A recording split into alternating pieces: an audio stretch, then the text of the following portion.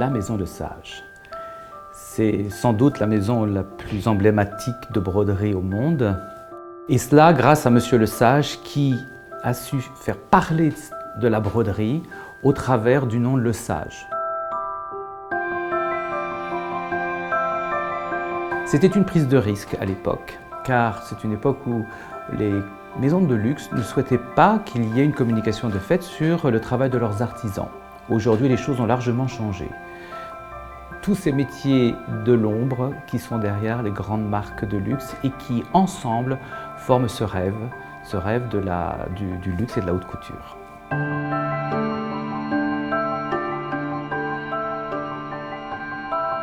La collaboration avec Balenciaga, finalement, a débuté lorsque Balenciaga était à Paris.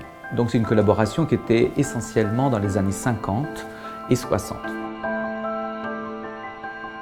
Je pense que la collaboration avec Balenciaga à cette époque était pour Lesage effectivement un immense plaisir parce que la maison Lesage a toujours aimé, et d'ailleurs c'est vital, collaborer avec tous les créateurs de son époque.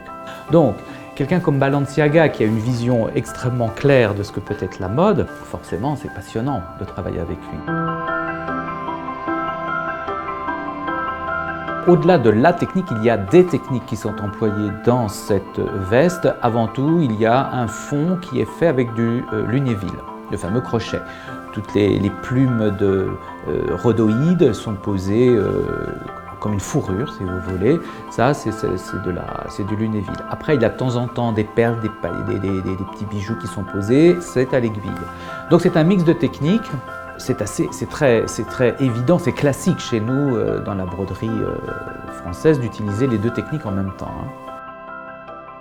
La broderie chez Balenciaga, à mon sens, est davantage utilisée comme une matière, un faire-valoir de la coupe, qu'une broderie narrative qui va être une décoration qui va prendre le dessus. Vous voyez, une broderie très baroque.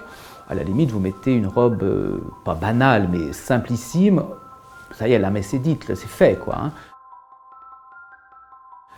Balenciaga, on est quand même davantage dans une architecture. Donc la broderie, à mon sens, est un deuxième plan, si vous voulez. Donc cette robe dont nous parlons aujourd'hui est une exception. Pour l'époque, cette technique de réalisation n'était pas révolutionnaire du tout. On est dans les années environ 67-68.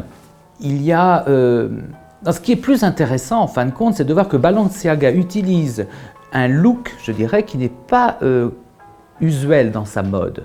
Elle est quand même faite de rigueur et en même temps d'une sorte de classicisme épuré. Là, on est dans une sorte de fourrure un peu folle quand même. La couleur est quand même stabilo à fond. Bon, on a envie d'aller danser avec ça.